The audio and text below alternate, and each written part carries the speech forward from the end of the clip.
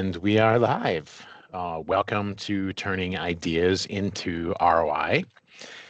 In this session, I'm going to walk you through how to prioritize AI initiatives and translate them into actual measurable business value. Today, my focus is not just on ideas, but creating a structured path for impact. But a little bit about me. I am Brian Hayden. I'm a solution architect at Concurrency. I spend a lot of my time with leaders around the industry, helping them map out and implement AI strategies and hopefully help them ideate and figure out what kind of initiatives are a good priority for them. Like many of you, I'm super passionate about moving past the hype and into results. So a little bit more about me personally. I'm an avid outdoorsman, and I like to talk about being in the outdoors and hunting and fishing. I've got two kids. You can see my son and my daughter are there, married. And a fun little fact about me is that I am a twin. So reach out to me, follow me on LinkedIn. There's a QR code. I'd like to regularly share stuff, basically insights on AI strategy and innovation, and whatever else, is kind of interesting to me. So, and one quick housekeeping note before we dive in. We're going to be turning these concepts into action, and that can be kind of challenging. So Concurrency is offering a 30-minute session to help you get started. We're going to share a link in the chat later, and you can, book a time that works for you. So more to come on that, and love to meet you. Love to hear about the ideas that you and your organization are thinking about. So let's get started. Agentic AI is now mainstream. AI agents are no longer experimental. 100% they're mainstream.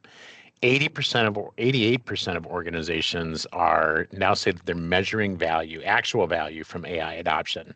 That means the conversation is starting to shift from if to how much and how fast. I think it was Accenture that recently just saw a headline that Accenture has something like 14,000 agents running in their organization. 14,000 agents running in it. So that's just absolutely incredible. It's telling me that most organizations are starting to adopt this, and it's a big part of their strategy. So it's not just hype. This is reality, and hopefully you and your organization are starting to get there. And this is going to change how work gets done. I've got a bunch of numbers here. This is kind of I had like 8 slides with all these different numbers on here, so I thought I'd just sort of throw it all together. But here's where the 88% kind of came from, if you look in the center of this. In a world that's buzzing with hype, business leaders now, they need a roadmap. And right now there's broad adoption, limited adoption, full adoption. Add all that up, it's a significant part of it. Also kind of calling out that the growth in companies that are currently in planning to use AI, that on the right side of the screen, it says 55 to 75. Those are old numbers. Those are from 2023 to 2024. We're third of the way or 3/4 of the way through 2024 or 2025. So we'll see what those numbers look like. I'm sure it's going to be huge. I mean, we said it's 88 on the AI agents. So it's probably going to be some close to, 90, something like that. But it's not without challenges, right? And 92% of companies are reporting that they are having challenges with AI. So it's not easy, to adopt strategies. It's not easy to capture actual ROI and real value from it. And so that's why I thought this would be an important session for us to talk about. But before we get started, when I say agents, I don't mean models. I mean agents. And so I think it'd be helpful for us to discuss what agents are. So agents combine models with tools, with context, with memory, and eventually with autonomy. So they can perceive, they can plan, they act and adapt, much like you and your coworkers would do on a day-to-day basis. And these are starting to become the building blocks of an AI-enabled, the frontier enterprise, what they are. So, this chart I showed the last time I did a talk about this topic, building, use cases, and it hasn't really changed that much because this was really, really super recent study. But what it's showing in this chart is that the number of job functions that AI agents are able to help individuals with is starting to accelerate. You can see that on the left side, people that are using agents to do one or more function, that's a pretty high number. You would expect that. But look over to the right, you're starting to see that trend go up as individuals start to use AI agents to do multiple functions, 5 or more functions at a time.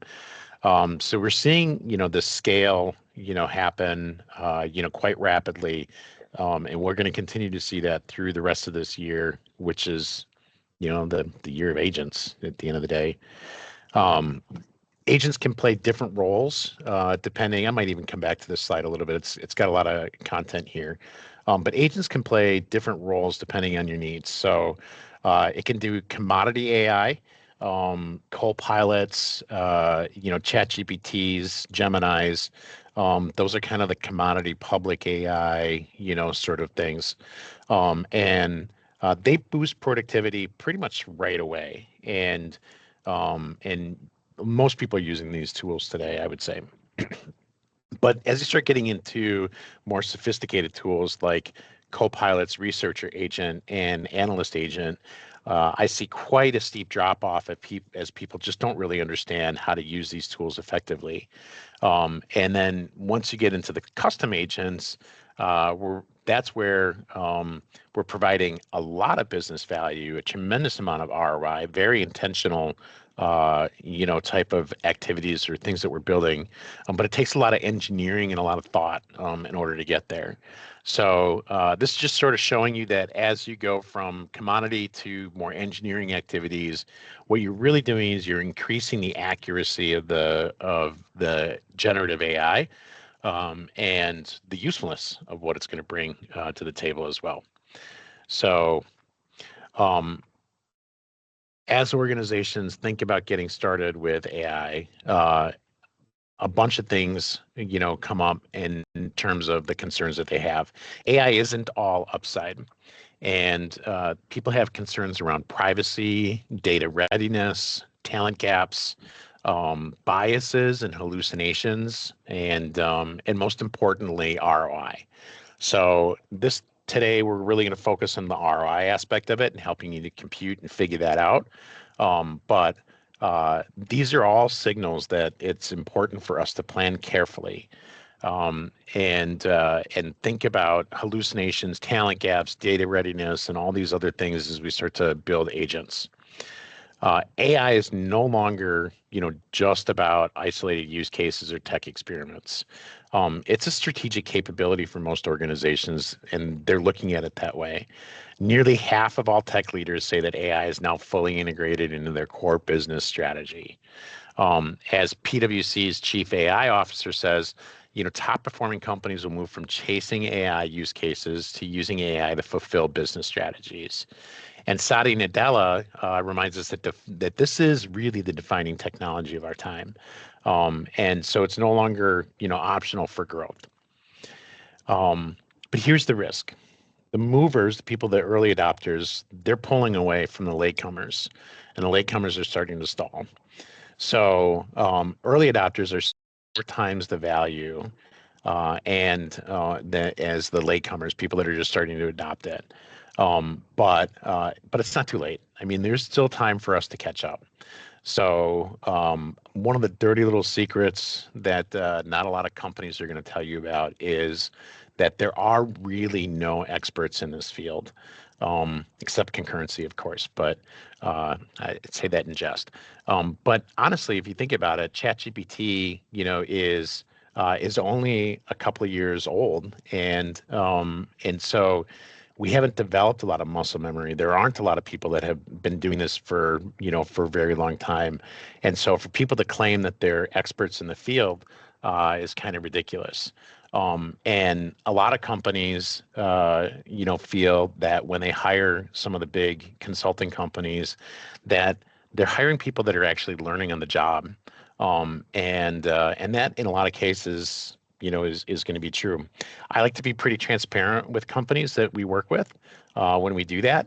That we're going on a journey together, and we have a hypothesis, and this is going to be an experiment. We're going to treat it as such. But nonetheless, it's still time to catch up. Nobody is more than 2 years ahead of you in terms of level of experience. So keep that in mind as you start to, frame that journey up.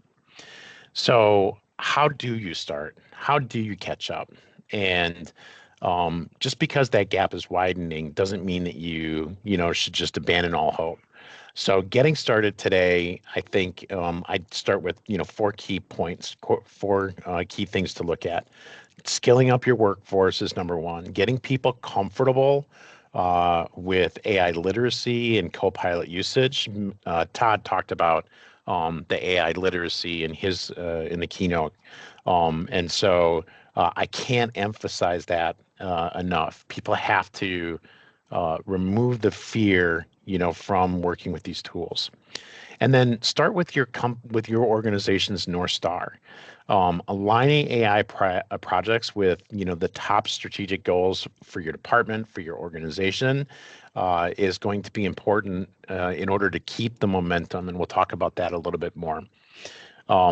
Build pilots with urgency. Show value that's gonna happen within months, measured in months, not in years. I don't like to take on AI projects that don't have measurable AI or measurable ROI results that are going to pay off in 12, maybe 18 months, depending if it's a really big payoff or a really complex thing. But you need to start demonstrating ROI value very early. And the reason why you want to do that is that the technology is growing so fast and so quick that oftentimes before you're done building a sophisticated implementation, it becomes commoditized, and there's other tools that are out there that you can just buy off the shelf. That doesn't mean it's not important to do it or not valuable to do it. It just means that your ROI window is shrinking with the acceleration of this technology. And then scale with governance. So bake your telemetry and KPIs into what you're going to be building. It's often difficult to measure because you may not have the KPIs or the baseline data to support growth or improvement, but baking into your solution some sort of way of recognizing what the value is that you're providing to the organization is super important and critical. So what about preparing your team? Three key things that you should be looking at. Skilling, change management, and COEs. So AI is really only as powerful as the people that use it. And that's why we're emphasizing these three things, these elements. They're going to make the adoption sustainable and not just experimental, but you are going to experiment. So skilling, every member needs to be equipped with the different tools that they're going to be asked to use. That might be commoditized tools like Copilot or ChatGPT, or it might be giving them access to some of the semi-custom tools like Copilot Studio. But without cultural adoption, without change management, things are going to stall. So you need to have a change management strategy that is going to ensure trust, ensure buy-in, and keep the excitement going for the organization so that the momentum stays in place. And then a central center of excellence is critical as well. Share your learnings with each other, share the wins with each other, so that the organization can recognize those things. And it gives you a stable base, with consistency, is if everybody understands how to build things or what the tools that we want to use and what the overall strategies are. So in skilling, AI literacy for all. Introduce Copilot training sessions, AI 101 activities. I've seen some of the healthier early adopters starting to do like AI 400 level classes and 300 level classes, for people. So build a curriculum that is appropriate for the organization where they're at. Find champions that can help, work with power users or identify power users in different departments and train them up. Get fluency with the executives. I don't think that this is as much of a problem today as I've heard. Some recent studies have shown that executives tend to think that they're further along in their AI journey than the individual workers, at the organization. And I thought that was really interesting.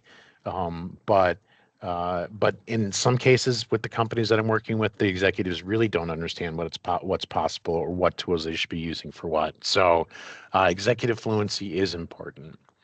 And change management, it really is about the trust and the momentum. So, transparent communication, explaining why AI is being introduced, what it's doing, um, in, imploring on individuals, this isn't here to take your job, it's here to make it easier, make it a rewarding participation for users, and frame AI up as a partner, not a replacement. And so all of this is intended to help them embrace the journey, because technology is only half the battle.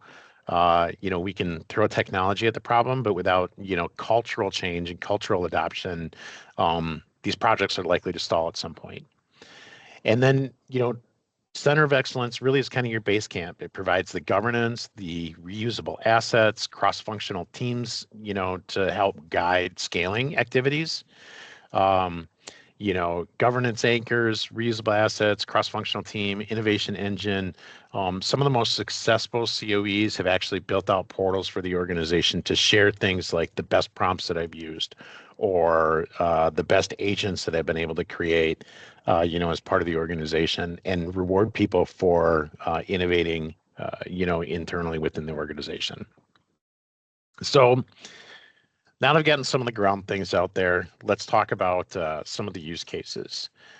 We need to choose the right trails. We need to, we can't just go deviating into all sorts of different areas.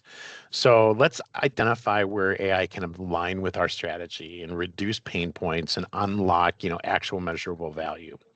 I can share with you some stories of, cases where people have chose the wrong path.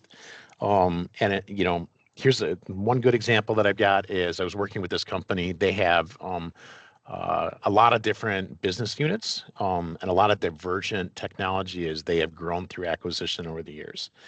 They had somewhere around 12 to 14 different ERPs, and the data was, terribly messy. So when we were trying to find where my order was and how to, hook that up to a generative AI and an LLM, it was nearly impossible because there were so many different gaps as the data journey needed to traverse many different areas. So be careful about the use cases that you choose. Try to make sure that they're possible, before you bite them off. The next point is, and I brought this up a little bit before, so before you start to brainstorm on any kind of single idea, you really do have to understand what your organization's North Star is. I hope that you do today, but if you don't, you might want to pause before you start the brainstorming session and understand what it is that the organization is trying to accomplish.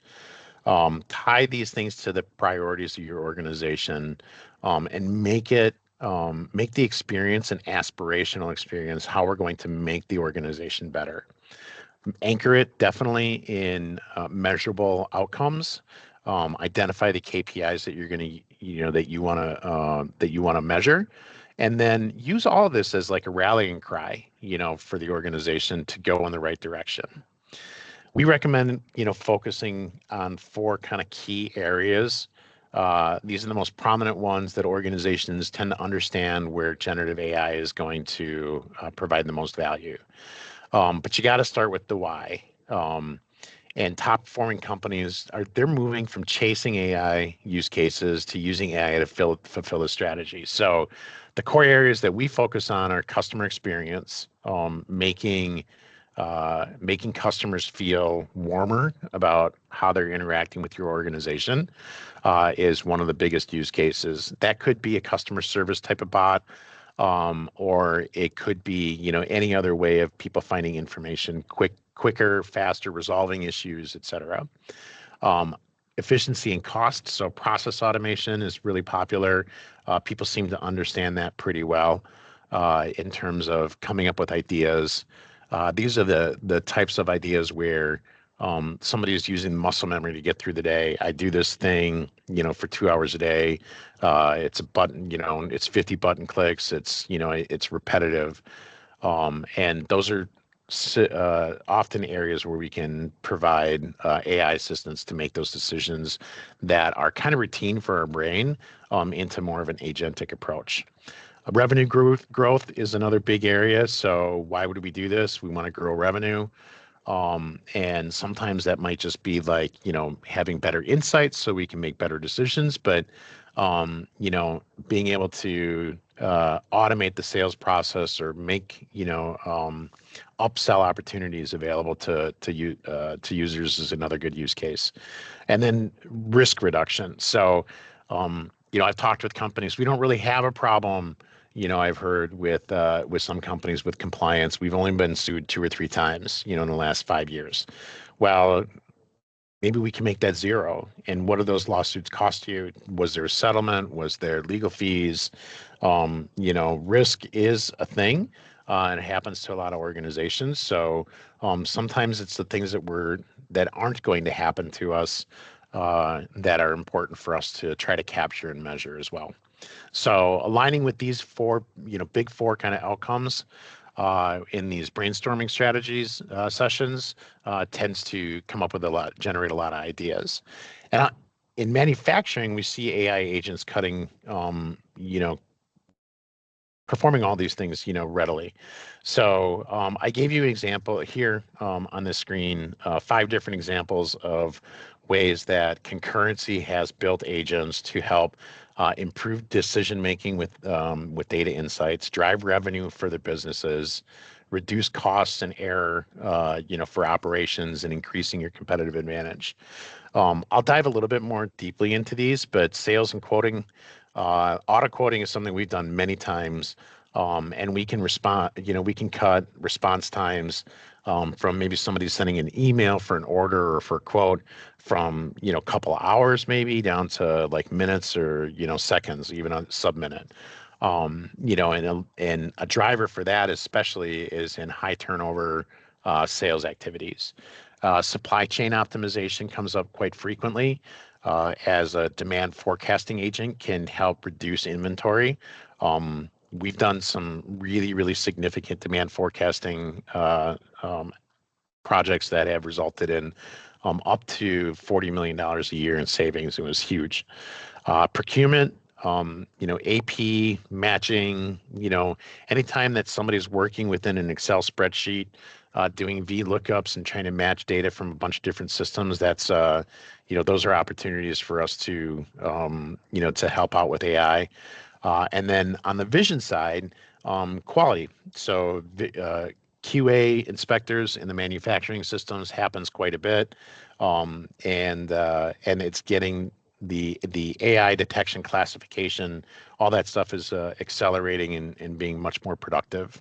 And finally, the last one that we've done quite a few of are the virtual support agents, and that seems to be a place where a lot of people start. For a number of reasons. One, there's a lot of documentation that supports it, and spinning up these agents are pretty easy to do. So give you a little bit more of a visual of what I'm talking about when with some of these ideas. So automated quoting is basically taking a email that might be in the language of your business. This email has a bunch of metal parameters for somebody that's selling like sheet metal and rolled metal and stuff like that. And you and I probably wouldn't understand what all the different notation is, but AI can be trained on that very easily, and help them figure that out. A lot of times with these quoting problems, it's trying to figure out what the special item is for that customer, or what the special pricing is for that customer, and we can make that up to like 80% faster or even more. So it saves hours and hours and hours Relying on agents. I got a question here I'll take a look at. So relying on agents, customer support, reduce customer confidence. People do like to speak to real people. That is absolutely true in a lot of cases. But I would actually challenge the premise that people like to speak to real people on a frequent basis. That's closer. That's a true statement, I think, for my generation. But my children and my children's children generation don't. Um, they're used to speaking through chatbots, and I think you're going to see a higher rate of adoption in that area. But I also would say that people like to get their answers really quickly. And if it means waiting for 2 or 3 minutes as a frustrated user to get what could be a simple answer, the user experience is likely to be better with a customer support agent. And that is escalated to a real person very quickly when you can do sentiment analysis. But great question. I love that. Um, Back to the other real world example, purchase order matching. I talked about this whole idea of, streamlining that, get the data, put it in Excel, get the other data, put it into Excel, do the VLOOKUPs. We can get like really, really quick at this stuff with the multimodal processing of things like PDF documents. So I don't have to like copy and paste a PO or go get a PO data from a different system. I can just pull it straight out of something that somebody sent me in an email attachment, and then compare those things field by field to make sure that everything matches. Anything that is abnormal or has abnormalities, we can flag that for a human review. And that's what we typically do is we start with a human in the loop kind of aspect, and allow the users to sort of tell us and coach the AI agents that we're building if it's, doing the right things. Once we get comfortable with it, we can automate it end to end. So to surface these opportunities, bringing diverse teams together, I think, is one of the more important things. So now we're ready for the brainstorming session. Let's start getting the use cases on the table. Bring a very diverse set of users. Don't look at leaders. You should look at leaders, but like, don't always just think we're going to bring the head of sales, the head of customer service, head of operations together, and they're going to brainstorm. Bring the people that are really doing the work and bring lots of them together. They're going to feed off of each other and bring insights to the organization that a lot of time managers and leaders don't really have an understanding of. I see a lot of friction happen when the leaders of an organization are the ones that are determining what the priorities are, and the people that are in the trenches on a day-to-day basis, they're like, that's not going to help me. I don't know why you guys are focusing on that. So bring them to the table early. You're going to get buy-in. Nothing is going to railroad your AI initiatives faster than nobody wanting to use the thing that you built. So, and then facilitate a strategic way of opportunity mapping, and do it in a way that brings everybody together. So we have a way of doing a couple of different workshops together that start with a COE kickoff and bringing the strategic team together. What we're really trying to do is set the stage and make sure that we get things like that North Star defined before we dive into each of the functional domains. And so at the second workshop, what we're trying to do is capture ideas, the bigger ideas, and building an idea registry. Once we have a set of ideas, then we can do deep dive workshops and understand, like, all right, if we were going to pursue this opportunity, what would that look like? And what data are we going to need? What's the tech that would, that we would bring into it? And how would we actually measure out the outcomes to this? So a good example, our buddies over at Fox World Travel, they had an organizational-wide brainstorming session, and it led to the creation of Colby, which, if you check out their blogs and stuff like that, they've got a multifunctional, customer-facing agent, and it doesn't just give you questions and answers or do the question and answer aspect of it. It generates charts. It's very knowledgeable. It's insightful. and has provided a lot of great feedback, to the organization from people that are using it.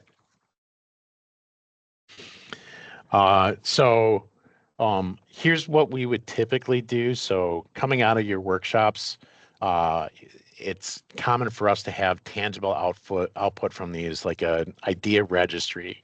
So we're really just kind of like listing out each one of the concepts that came out of it, assigning it a category, maybe aligning that to a technology stack that is closely mapped to it.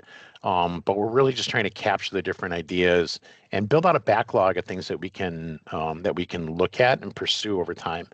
And even if we categorize something as really high effort today, I mentioned before that these tools are shifting into commodity, pretty rapidly. We can assess that 6 months down the road and say, oh, that used to be really hard. Now that's off the shelf. Maybe we should start looking at something like that. And then not every idea is, doable or good. And so using a simplified framework to help you prioritize, the different ideas, putting them into a quadrant. I've used a couple of different methodologies. But a BXT lens would be a good one to start with. Microsoft recommends this. It first examines the business value. What are you going to get out of this? And the degree of strategic business impact. And then the technology feasibility. Can we actually do this? So, and that could be based on skills, that could be based on data readiness, but you plot them out in this matrix, and you're going to see that they're going to fall into one of the four quadrants. So research, high value, low degree of executional fit, meaning it's going to be kind of hard. So maybe you invest in that. But high value, high degree of executional fit, that's an accelerator. You definitely want to pursue those opportunities, out of the gate. And then the other thing to look for, quick win opportunities. One of the customers that I'm working with, we found a very quick win. Took us 6 to 8 weeks to get a pilot built out for them, and it demonstrated almost instantaneous value to the organization. Remember how I mentioned that AI isn't intended to replace people? In this particular case, and I worked with several different organizations that have retirement cliffs coming up. They have an aging workforce, and they're subject matter experts in this particular area. And so if we can generate some sort of agent that takes over 75, 80, 90% of the workload of that individual, or simplifies the workload of what that individual was doing, maybe when that individual retires, we don't replace them. And so this company that I was working for, they had that exact scenario. We took a quick win. He was able to take that to the executive team and the board, and demonstrate that AI can turn around and make very impactful business sense, right out of the gate in 6 to 8 weeks. And that kind of opens up the floodgates for the executive team to want to pursue more opportunities that have those kinds of wins. So demonstrating value fast is key to ensure that the leaders of the organization can see the value, and want to invest more into it. So let's get into. I think everybody was like, how do we do this? So let's start talking about some ideas. Um, let's imagine you have three AI ideas. That sales forecasting agent that we wanted to predict demand. And so we looked at like how much value that's going to provide to the organization, and we calculated that it's going to generate 20% uplift in sales opportunities. And then we looked at what are the things that need to happen in order to make that work. And while there wasn't something that was out of the box that we could purchase, there were a few tools that we could stitch together that would automate this. So we felt that there was a fairly decent, certainty that we could do it. So that jumped up into the accelerate quadrant. And I was going to try to use, there we go, use my pen. And then, all right, employee help desk copilot. Those are becoming easier and easier. I would actually sort of force this one over here. I mean, it's really, really easy to put together a help desk copilot, especially if you have documentation. But maybe this organization didn't quite have a lot of the like standardized documents or wasn't all in the same place. And then the third one was a procurement optimizer. So auto negotiate with suppliers was kind of the idea that came up. And that one was, I mean, a lot of value if we can auto negotiate with our suppliers for sure. But it's really difficult to do optimization projects in machine learning. Um, Typically, to do machine learning projects, you're going to need a robust data set that goes back 2 to 3 years at the kind of intervals that you need to make the decisions. And most organizations don't capture it at that level. And so here you can see that the degree of executional fit was, pretty low. We might want to experiment with that, to understand the concepts a little bit better. But it's certainly not something that we're going to pursue very quickly. So keep it in mind, but don't touch it for now if you don't have to. So um, next, after we sort of prioritize these, the next step is ensuring that your selected use case has some sort of an executive story to it. So how does this link back to the strategic objectives of the organization, and who's going to benefit? So the executive story, we can actually generate a prompt, that will help us create this story. How does this align to our North Star? Make sure that we hook that into the messaging to the leaders that are going to decide whether to invest in this. Strategic context. What is the pain that this is intended to solve? How does the outcome actually solve this problem? And what are the KPIs that we're going to measure that will support this as an initiative? Um, Give it kind of credibility. We've done our due diligence. We know that the data is here. The technology is capable of doing X, Y, and Z. And then in an area where we know that there's some risk or some ambiguity or some decisions that we're not going to be able to make until we get into the weeds, call that out. So that if things do get derailed at some point, you can say, we knew that this was going to happen. We had a plan. And right now we're going to abandon for now. And then make it clear what you're asking from the organization. I need licenses for this. I need to get a pilot for this. I need to, make sure that it's very clear what you're asking for the organization. I do see that I've got another question without getting too specific. How do you folks charge for helping us incorporate agentic AI into our workflows? Mark, that's a great question. I don't want to get completely specific, but for us, a lot of it starts with these ideation sessions and helping to make sure that we align the right agentic AIs into your workflows. And sometimes it's just us coaching the organization on what they should be doing or how they can improve it. And that might be for a small fee or sometimes even just, I tell you in a 20-minute conversation, you should try this. And sometimes we build custom solutions as well. And the cost could be anywhere from, $1 sign to, many dollar signs. So, but great question. When we get to that point, why don't you set some time up and we can talk a little bit more about your use case. All right. So even a great idea needs compelling business case to get funded and supported. So got to transition this into a ROI, cost benefit. What are we getting out of it? So define the objectives and the KPIs. Metrics like cost savings, your revenue increase. Get specific. Get as specific as you can in these, and lay those calculations out. Make sure you can establish a baseline. I mentioned this before. You're not always going to be able to do that. But if you know that your sales conversion rate today is 70%, that's your baseline. And everything that you measure after AI is going to start with, we were here, we got here now. And so Even if you aren't able to capture it right away, start collecting the data so that you can establish a baseline before your project rolls out, if at all possible. And set some realistic timeframes. We expect this to be ready for production in X. We recommend going into a pilot phase where we might do 2 or 3 users in a group of 30 before you roll it out to all 30. So make sure you call that out. We're going to pilot this. We're going to see what the value is. It's going to be 6 weeks after the pilot before we get into production. And then we'll see what the value is.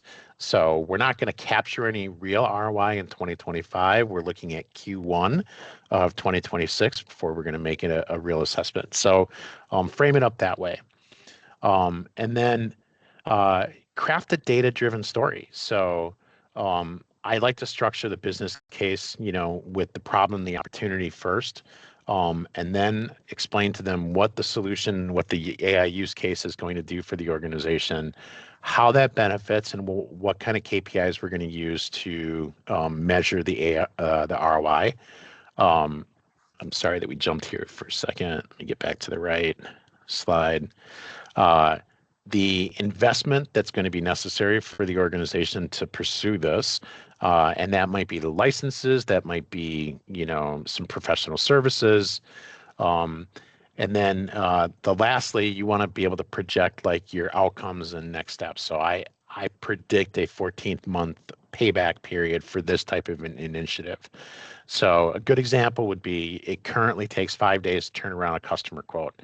If we had an AI system, we would target 1 day, and that would allow us to maybe win, our projection is 15% more deals. So frame it up in those kind of stories. They're going to get traction when you frame it up that way. I've got a few examples, but I want to rush through this. We've got about 8 minutes left, and I've got 20 more slides to go to. I'm just kidding. It's close to 20, but not quite. An example breakdown of how we're going to calculate ROI. So I've got this invoice processing, and I do 22,000 invoices a month. It takes 15 minutes, to process one invoice, and so if I take 12,000 of those and map those out, those are the ones that I can actually do. That's gonna a quarter hour for 12,000 invoices, because I split it up and said, these 22,000, only half of them, or a little more than half of them, 60%, we could actually automate. The rest of them aren't like fit for that kind of activity. So that comes up to 55,000 hours.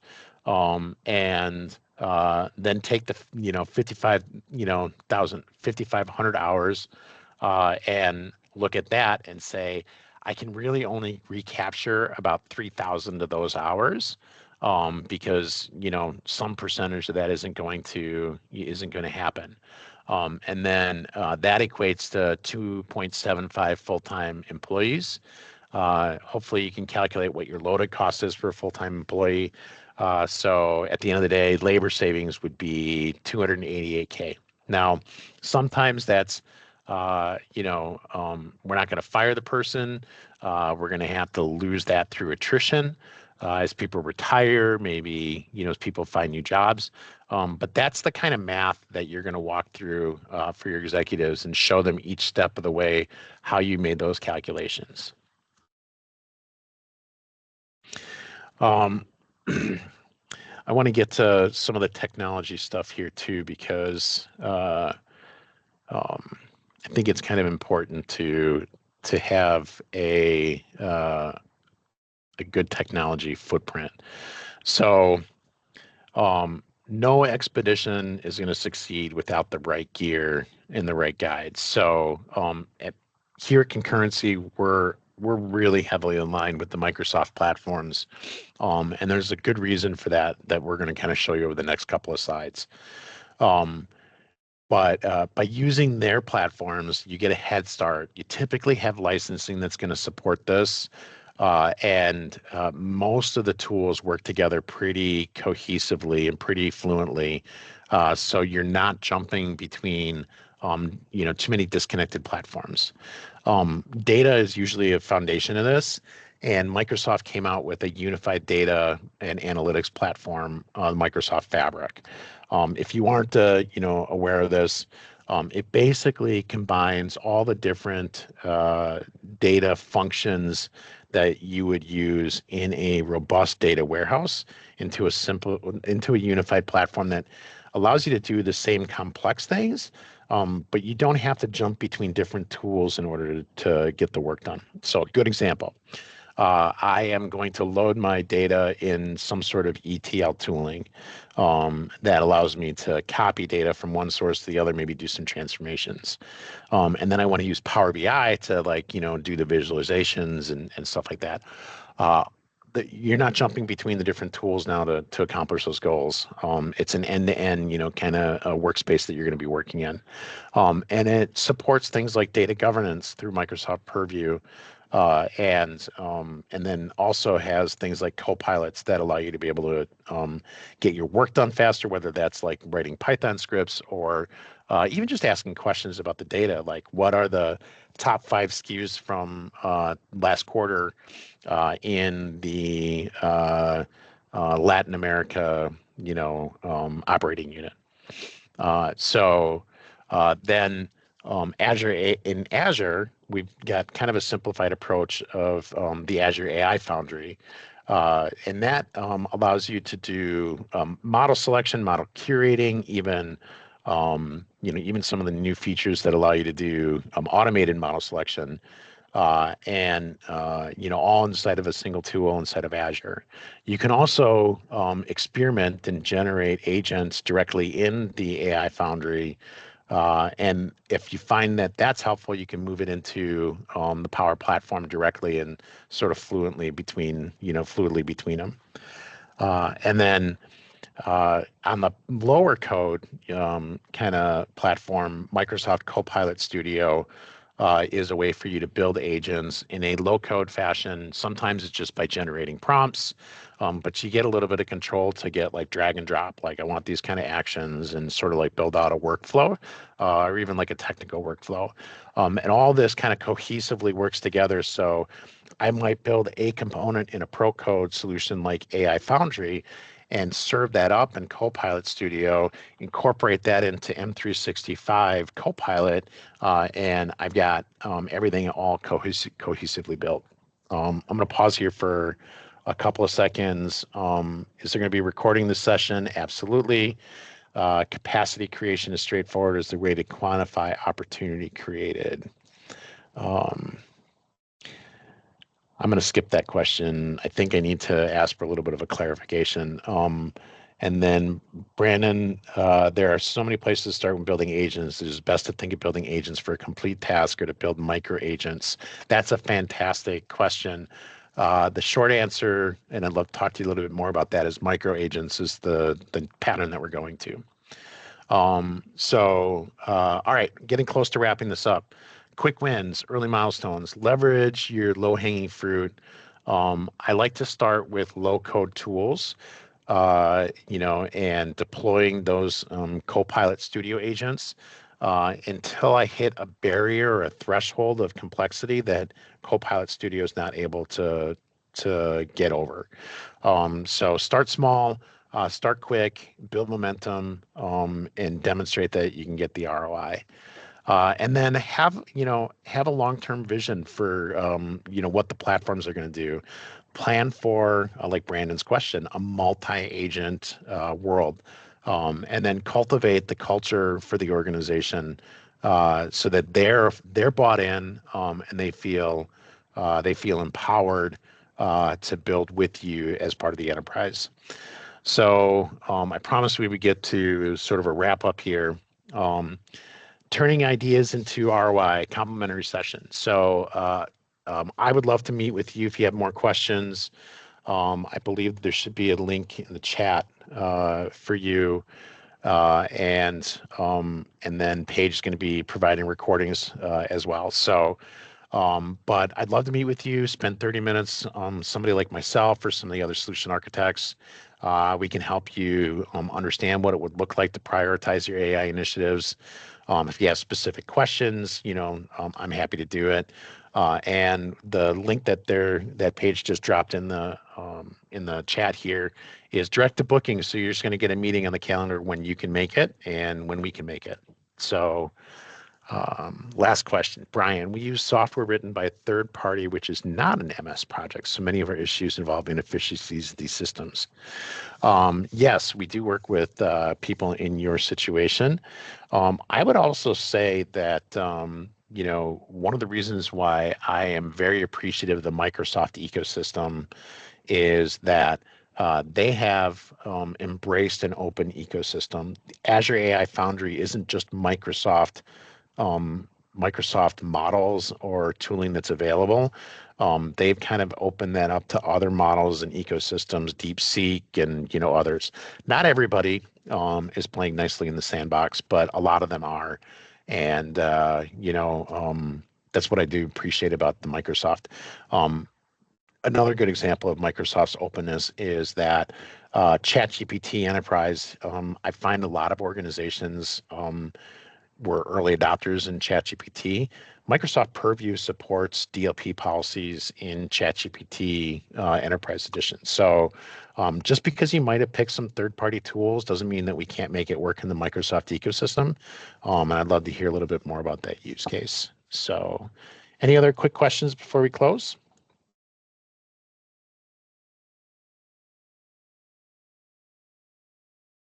All right. Well, thanks again for your time today. I really enjoyed the talk. I wish I could have gotten through all 48 slides, but maybe next time.